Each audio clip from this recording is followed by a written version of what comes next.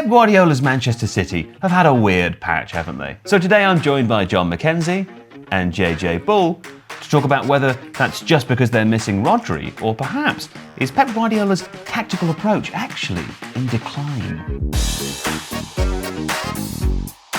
John, tell me what the numbers say. The numbers are not good, Joe. Oh. I think the best way of representing them is with this expected goals plot here. There you can see the blue lines is the chances that Man City are creating, and the red line is the chances they're conceding. And Blue's good. Blue's good, yeah. And as you can see, the blue line tells a pretty good story, really, because they're creating chances around the same sort of level as they have done across the last 5 seasons, where they were quite a good team during that time. However, there is a less good story being told by this Viz. I don't know if you've noticed it, Joe. Is it the horrific red line, It is John? the horrific red line. It's sort of in the shape of a skyscraper now, isn't it? Yes, this is not what you want your defensive numbers to do. They're jumping right up vertiginously, I would say. Yeah, one would describe them colloquially as having fallen off a cliff if they weren't going up. Yes, this is really not good from a particularly defensive point of view, but it's not just the case that they are conceding more chances, although they are conceding slightly more chances than they have in previous seasons. The issue is that the chances that they are conceding are of a much higher value than they have been in previous seasons. So if we look at this Viz here,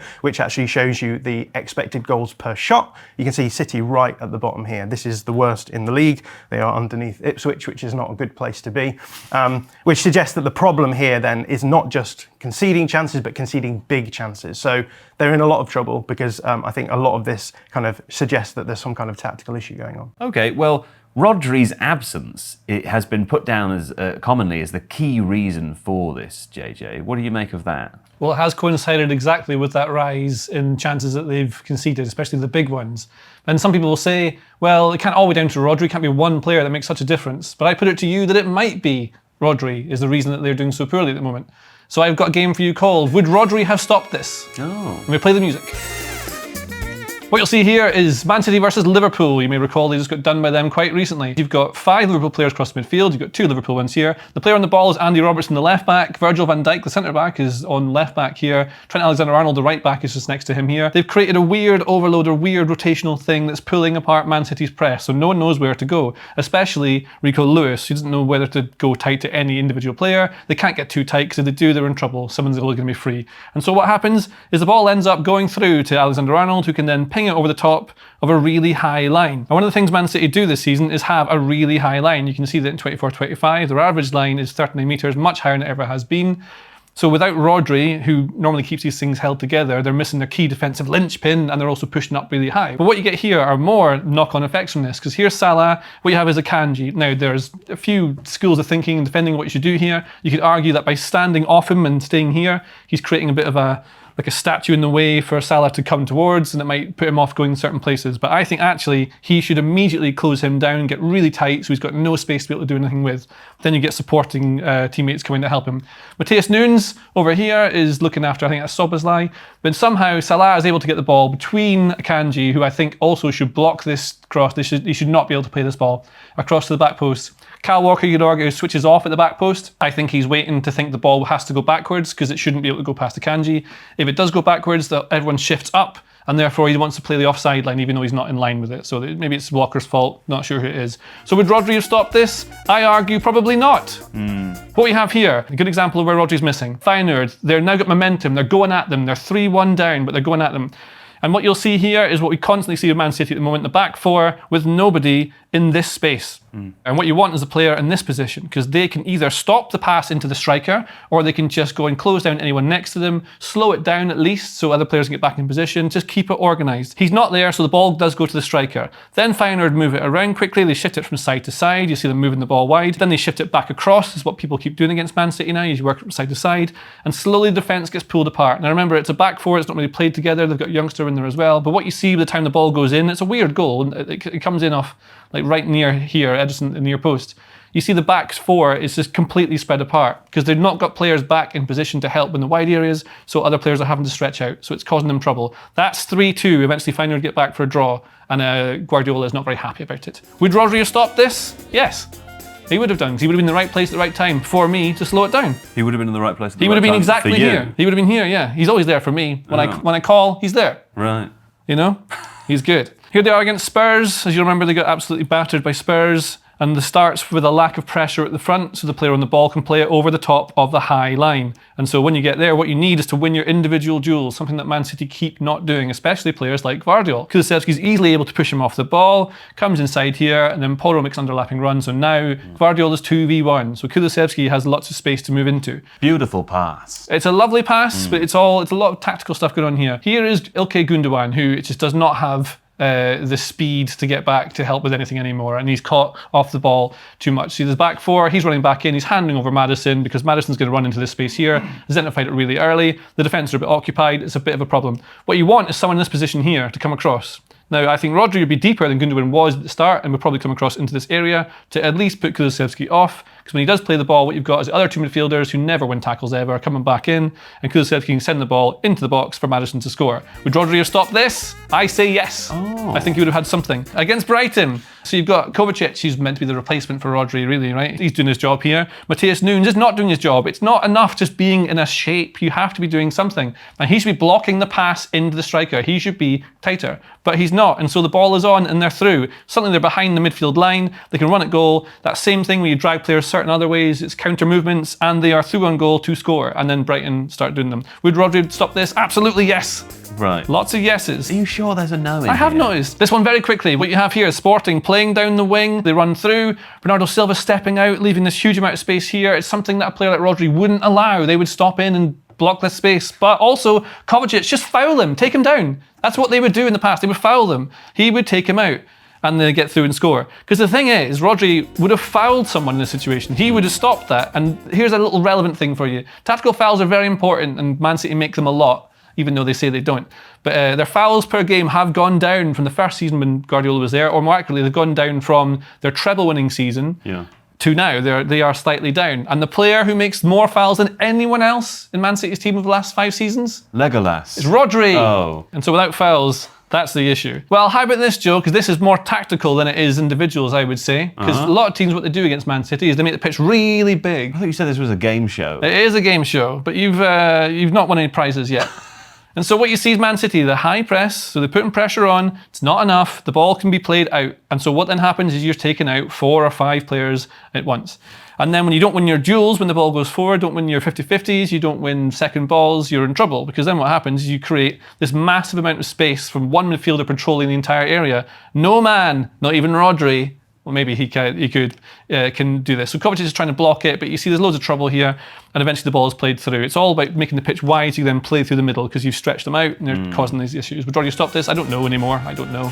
It says no in there at least, but it was a different kind of no than I was expecting. Okay, so it's clear what JJ thinks. But there are alternative takes, John. You think it might not just be Rodri? Well, JJ's talking about some very specific moments there in terms of defensive transitions that I think obviously Rodri would have a big impact in making sure those were less dangerous. But I've got a graph here which just shows maybe an alternative view, a little bit of what maybe is going on, because what this graph shows is the number of fast breaks that Man City have conceded over the last few seasons. Now, a fast break is just when Man City have the ball in the opposition's half, they lose that, and then the opponents quickly attack the Man City goal. Ending with a shot. Ending with a shot. That's an important point to make. Yeah. Not to worry, I'm always here to correct you. Not like John. Rodri.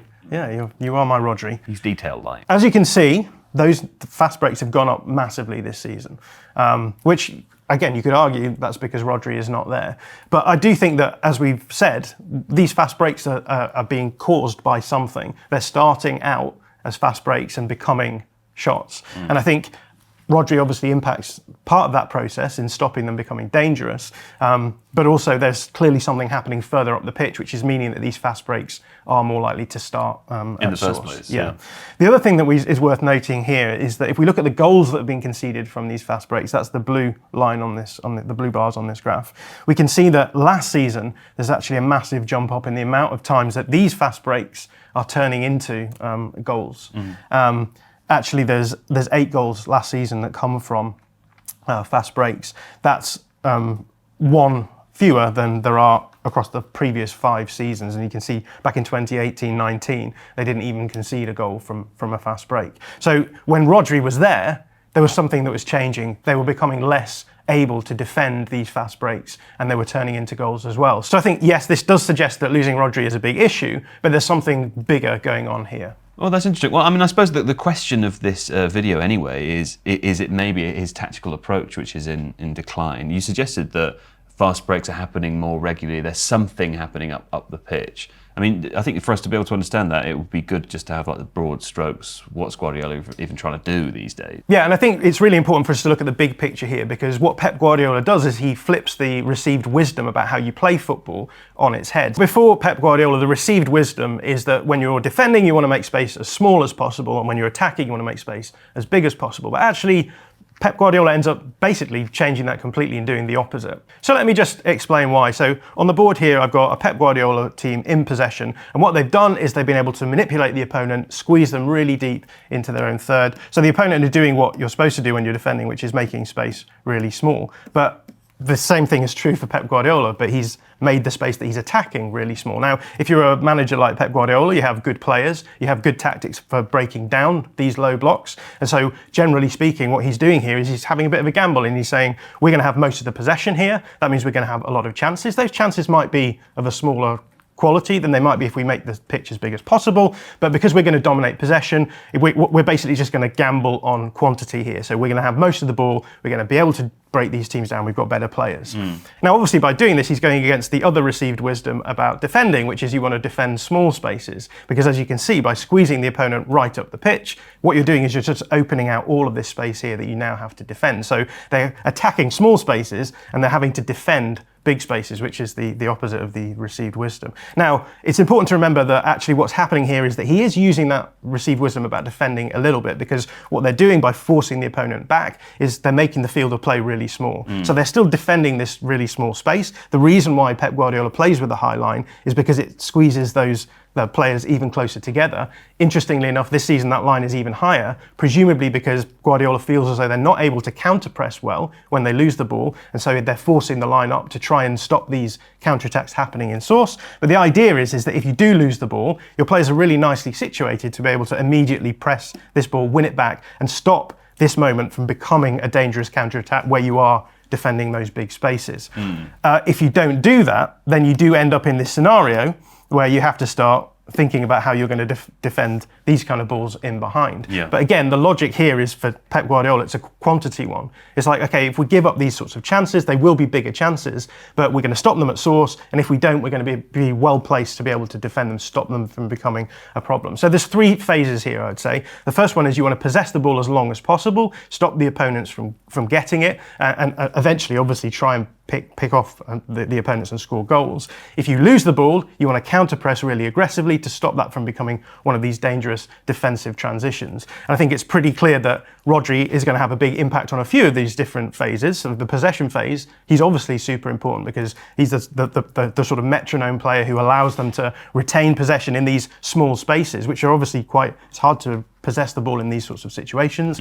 He's also good in the counter press phase, but he can't counter press everywhere. That's a whole team thing that you're having to do. He's simply one man. He's simply one man against a whole team of other people. And then in these defensive transition moments, again, you're relying on players like not only the back line, so we've seen from JJ's examples, moments where Guardiola is getting isolated, Kyle Walker not dropping back into the back post, but also the second line, and what we're starting to see, the spaces opening up between the back line and the midfield, because when they lose the counter-press moments, they then aren't able to defensively transition well as well. So I think there's areas where obviously you can point to and say, well, obviously Rodri is having a good impact here, but the rest of the team has to get all of this other stuff right. So when we think about those numbers you showed us before, we can start to see in these three different phases, things breaking down, can't we? What keeps happening is it's Gundogan, and Gundogan naturally wants to go forward and join in, so he just leaves a space here. It's like when you play five-a-side and everyone in your team bombs up the pitch every time you're playing, not leaving anyone back.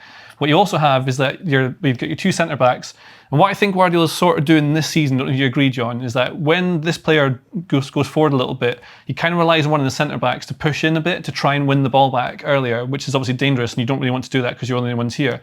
But then exactly again, what John was saying, you've got Guardiola, maybe the left back is up here. So what keeps happening in other situations is you have your back four when this is your back four here, you've got Guardiola who's going forward here, so Ake pulls out here, but this player's trying to drop in to try and make some stops in this position here. Walker's not back in time. So you end up with a back back four that's actually all over the place, and you don't have the covering player who's filling in the gaps because he's going forward to try and attack, which is fine if you score, but because Gundogan does not have the speed and power to be able to get back, you end up with Gundogan and two other midfielders who don't win tackles well behind the play, not getting back in time, and so these guys get pulled all around the pitch and creates an absolute mess. Well, to this point, I mean, we're going to hear now from Sam Lee, the Athletics Manchester City correspondent, who was speaking on the Athletic FC podcast. Not only was he talking about injuries, Rodri specifically, but also a kind of broader note on squad building and transfer activity. Let's hear from Sam now. Yes, and the transfer window. The injuries are a major problem. But then even with everybody fit, apart from Rodri, who's not coming back, but let's say everyone else comes back fit in the next 2 weeks, they're still going to be lacking in midfield. And then you look at it and you go, well, where are the midfielders you signed in the last 2 years? Some are just gone. They knew they needed somebody to go alongside or instead of Rodri. They wanted Bruno at Newcastle, didn't want to pay the money. So they went, okay. They thought, okay, well, Gundogan's coming back. That will help. So they decided not to act in the summer, really. And then previously they bought Nunez. And he's the only midfielder, actually, with legs. And then the one before that was Calvin Phillips. So you can look to the transfer market and say, well, they've spent the best part of 100 million on two players to do that role. And you know, they haven't worked out. So for me, the big problem is the injuries. The second problem is the transfer market. But yeah, they don't have that. They don't have the player they need in the squad at the moment. And they're going to have to do something in January. Thank you, Sam Lee, and the Athletic FC podcast. Terrific listen, by the way. Give it a subscribe. You can find it in a comment below. It's a broader problem, JJ, isn't it? The squad building, not just Rodri. Absolutely. Squad building is hard, but when you get it right, you win lots of games and competitions. So you want to be good at it. And City are one of the teams who have been best at it over a long time. Now, a sort of rule that we could apply, this isn't hard and fast. It's medium. A rule of thumb? Yes, and all the fingers, right, and the head, and the heart. So elite squads, what you probably want is a mix of about 30% young players, 50% peak age, so the ones between 24 and 29, and 20% of experience. You need that experience, so that's really important. And Man City's treble-winning team was almost exactly on this. It had a good mix of youth and peak players, and also experience. That's what you had. This season, they haven't really bought anyone in. They brought in Savinho for a bit cheap, and Gundogan replaced the outgoing Gundogan, so it's not really a huge amount of change they've had. And so this is now skewed. It's lots of experienced players, and there are reasons for this, which we'll come on to in a second. But the problem is that if you look at what the team will be like in 2 years' time, and how much rebuild they've got to do right now to try and get back to being an elite level squad, this is what you have. 52% of them will be experienced. You've got players like Scott Carson who I've put in dark red because he's basically, he needs to be sent to the farm. Right? 2 years older than me, but too old for the football. Not enough young players, not enough players in their peak, and far too many older players. But it's probably a mistake in recruitment, and there might be reasons for it. Yeah, I think this is a really interesting point. We've got a few quotes that have come out from various media that have been from Cheeky Begiristain, who is the director of football at Manchester City, who has overseen a lot of the squad building during this period.